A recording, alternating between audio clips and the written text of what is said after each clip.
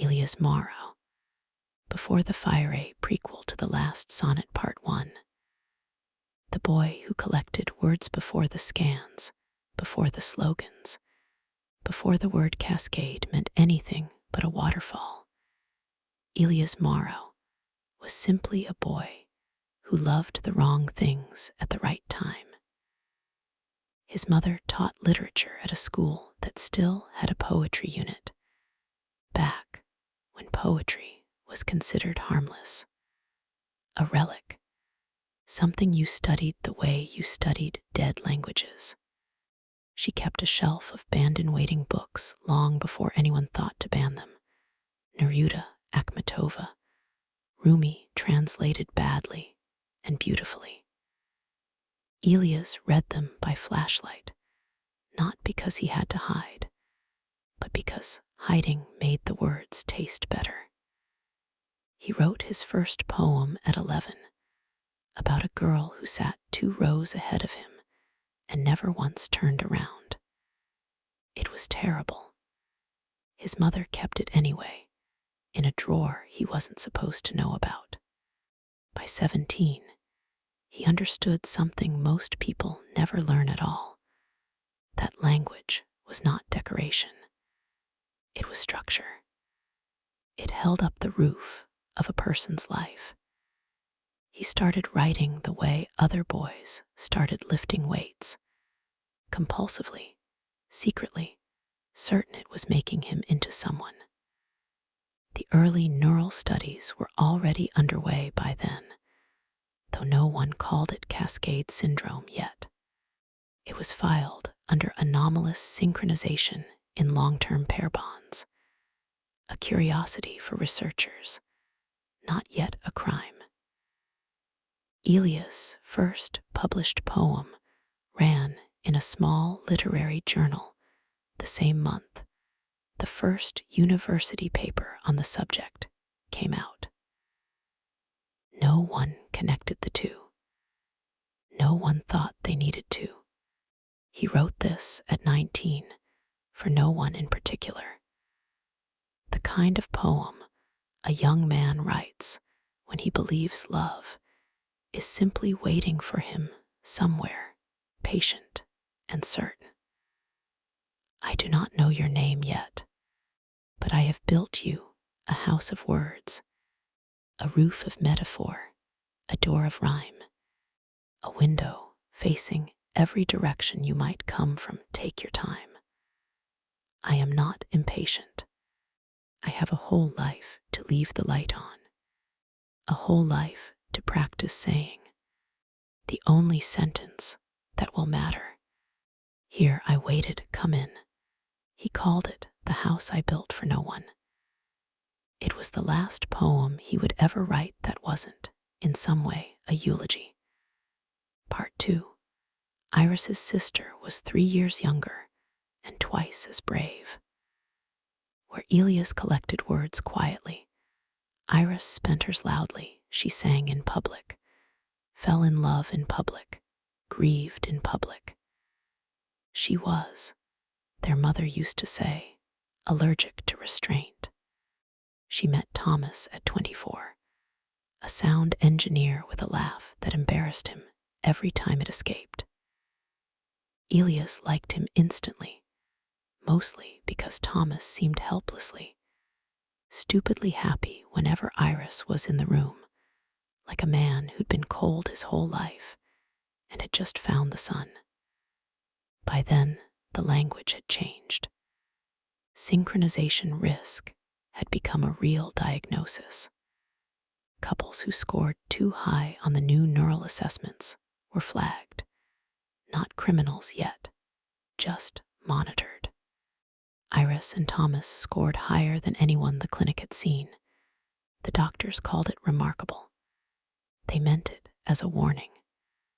They want to study us, Iris told Elias, laughing, the week before the first separation order. Like we're a science fair project. Are you scared? He asked. Of being close to someone? No. She'd taken his hand, the way she had since they were children, like punctuation at the end of a sentence. I'm only scared of the people who think closeness is the disease. The court order came 2 months later. Not the accord, not yet. Just an early statute. A pilot program for high-risk pair separation, sold to the public as compassionate intervention. Iris and Thomas were given 72 hours to relocate to different cities. They complied. The state called it a success story for 11 days. Elias never wrote about what came after in any poem he showed another living person, not for a long time. The bare facts were the only ones he allowed himself to say aloud. That his sister and her husband died on the same day, at the same hour, in different cities, having been apart for less than 2 weeks. That the coroners filed it as a synchronized cardiac neurological event, a term invented specifically so no one would have to write the word grief on an official document. It was a year before he could write anything at all. When he finally did, it was this: they measured what was between you and called the measuring mercy. They drew a border down the middle of a single heart and said, "Now you are safe. I do not know what safety is if it leaves two people calling for each other across a silence built by law until the calling kills them gentler than any blade could." Iris. Thomas, I will not call you sick. I will not call what you had a syndrome. I will call it what it was. The only thing in this gray world worth dying twice for. They have a word for what took you. I have a different one. I call it home. I call it the place you finally arrived together, after they spent so long making sure you couldn't. He titled it simply For Iris, Unmade. He never published it. He didn't need to. He read it once, at her memorial, to a room of people who flinched at the word love like it was a slur. And from that day on, he was no longer a poet who happened to write about feeling. He was a man whose only remaining purpose was to make sure no one forgot what feeling cost. Part 3. The silencing his publisher dropped him 8 months later, quietly, with a generous severance and a carefully worded letter about shifting editorial priorities. Everyone understood what it meant. His third collection, the one with For Iris, Unmade, finally printed inside it, was the last thing that ever appeared under his name through official channels. The bans followed in stages, the way all bans do: first a quiet delisting, then a content advisory, then nothing at all. His social accounts went dark on a Tuesday, with no explanation and no appeal. He found out his books had been pulled from the library system when a librarian he'd never met mailed him, anonymously, the catalog card with his name crossed out in red ink, no note attached. He kept that card in his coat pocket for years. It was the closest thing he had to an obituary for the person he used to be. He wrote one more poem for the official record before he stopped trying to be official about anything. You can delete a name from every list, erase it from the index, scrub the feed, but you cannot delete the shape a voice leaves. In the mouths of everyone who needed it, ban the book. The sentence still exists, in someone's memory, repeated like a psalm.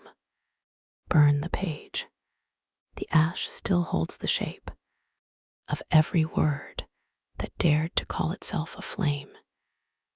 You think silence is something you can build. I think silence is just a word. for everyone too frightened yet to speak it. And frightened people, eventually, get tired of being frightened, so go on. Take my name down from your shelves. I was never writing for the shelves. I was writing for the day this all comes down, and someone finds these words still warm beneath the rubble. He called it, without irony, banned. It became, eventually, the unofficial epigraph of every underground reading he ever held, scrawled on theater walls, tattooed on wrists, whispered before the lights went out. Part 4. The Theater of the Lost. He found the condemned theater on the east side by accident, looking for somewhere to disappear, and discovered instead a building the surveillance grid had simply forgotten. A blind spot in a city built entirely out of being watched. He started reading there alone, to no one, the way some men go to graves to talk to people who can't answer. People found him. That was the strange mercy of it. He never advertised, never recruited. He'd be reading into the dark and hear a creak of the old seats, a held breath in the wings, and within a year there were 40 people sitting on broken velvet, holding candles, listening to a man read poems about the dead, as though the dead might still be listening too. He became, without choosing the title, a chronicler of the end, not a leader, not quite, but something the gathered people needed almost as much, proof that someone else remembered. He read Neruda when he could find a smuggled copy. He read his own work when he couldn't. He never read for Iris, unmade again after the memorial. Some grief, he found, was meant to be spoken once, and then carried silently, like a coal held in a closed fist.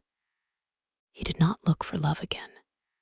He told himself this was wisdom, not cowardice, that a man who had buried his sister to the very thing he might fall into had no business risking anyone else's name on a coroner's report. He kept the theater. He kept the candles. He kept his hands carefully, deliberately empty. He was 34 years old and entirely convinced his story was a closed book. When a woman in a ministry-issued coat pulled back her hood after reading and told him his poems were beautiful. Part 5. What he carried to Maya, he recognized the look on her before she ever gave her name, the particular hollowness of someone who had spent years building walls out of other people's fear, and was only now noticing the walls had a door.